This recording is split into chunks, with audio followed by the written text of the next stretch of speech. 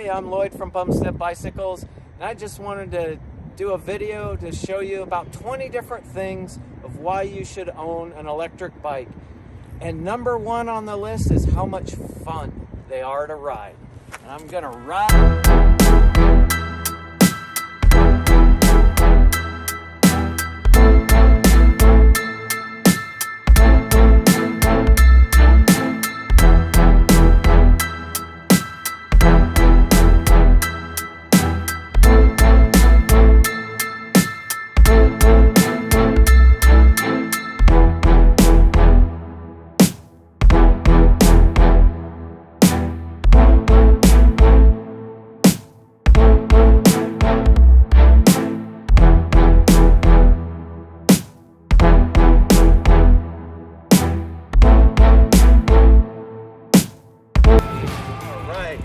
You may have noticed there I did two different things. One was pedal assist.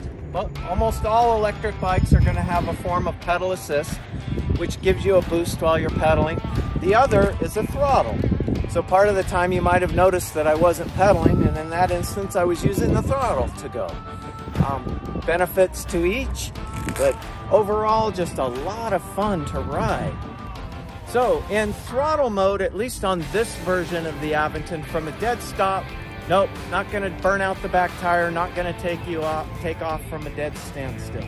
The bike has to physically be moving before that applies. They did that as a safety feature.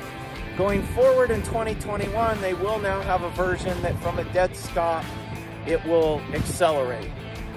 So number two on our list is how much farther you can go than you would on a regular bike. Because of throttle or pedal assist, you're not afraid to push your limits because you can always get back. That big hill, that distance, you can go considerably faster, average speed than you would on your regular bike. So now maybe that 10 miles that you need to cover to get somewhere, not a big deal. You're going to get there, not going to be hot and sweaty, or it's a time factor. Hey, on a normal bike, that 10 miles may take you, 45 minutes. Now you can cut that time in half. Suddenly, I can get there in half the time. I'm going to get on the e-bike instead of going in my car. So, number three on there is just for an average rider. You might go out there on your regular bike and do 10, 12, 13 miles, and you're done. I'm tired. With an e-bike, and again, picking how much pedal assist, you're still pedaling, you're still getting exercise. Now you might go 30 miles on that. You can go further out to your favorite coffee shop that's further away that you normally wouldn't go on a ride. Might go visit a friend that lives, 15 miles away. Well, now you can ride up to their house on your bike. How much fun is that? They're gonna go, you rode here on a bike? Wow. You don't have to say how much assist or not assist. They just see that you rode up on your bike.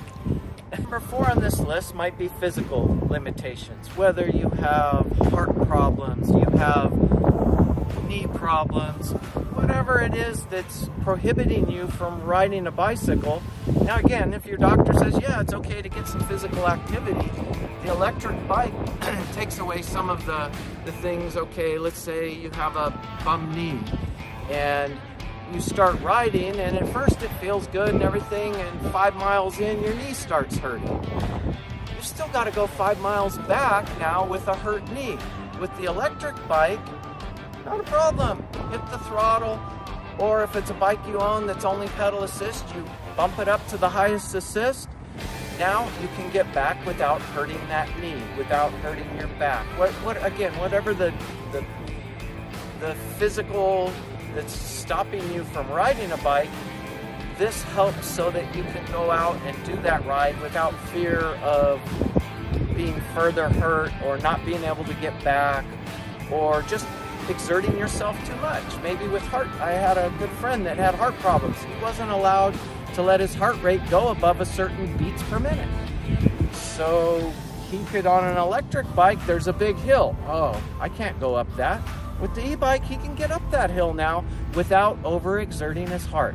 So, great way for people with physical disabilities to be able to get back on a bicycle and enjoy the fun of cycling.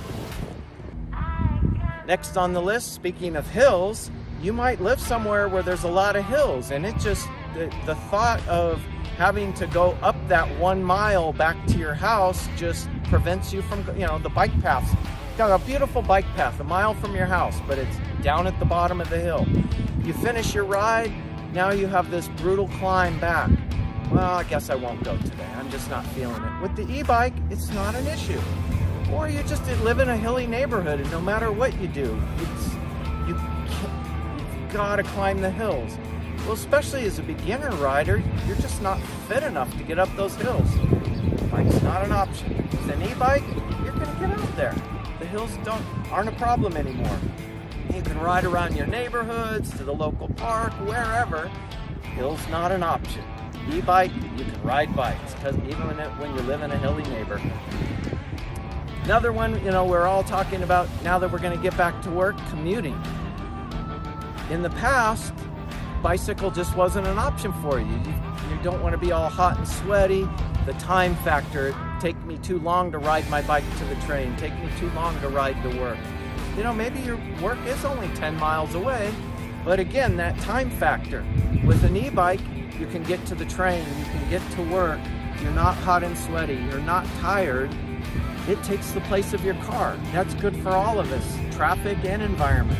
And you get to work with a smile on your face because you were on a bike ride. And speaking of the environment, we've all been hearing about electric vehicles. Tesla here in the parking lot. This is an electric vehicle.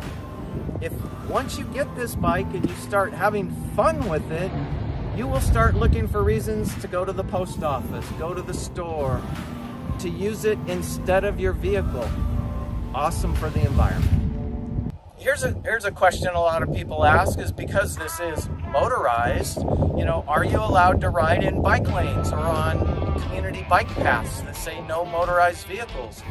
Under most state laws, I don't know for every state, but I know here in California, you're allowed to ride on anything that is designated for bicycles. So whether it's a bike lane or a bike path, you are allowed to ride there.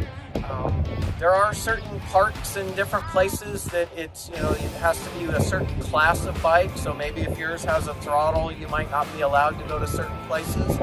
But again, you have to check with your local. But in general, you're allowed to ride any place that a standard bicycle is ridden. So great benefit there. Oh, I get this asked a lot of maintenance, expensive repairs. Depending on where you get your bike from, like us here at Bumstead's, we do a year of maintenance for the first year of maintenance free of charge. But just in general terms, the bike might need a tune-up once a year. Most shops charge between $60 and $80 for that. Brake pads, $12, $13 for a set of brake pads. In comparison to what it costs to maintain your car, minuscule. It's very minor on what it's going to cost to maintain this over the first 5 years of ownership. Maybe hundreds of dollars compared to thousands for a motor vehicle. So in closing, no excuses. You got to go get an e-bike. They're fun, they're economical, they're good for the environment, on and on and on. At the very least, find a place in your area that rents them. Get a friend, a husband, a colleague, somebody, get a pair of you and go rent them for an hour. That will seal the deal. You've got to go ride one. Don't take my word for it. If you do nothing from this, go ride an e-bike for at least a half an hour, and everything else will be answered for you. Thanks for listening.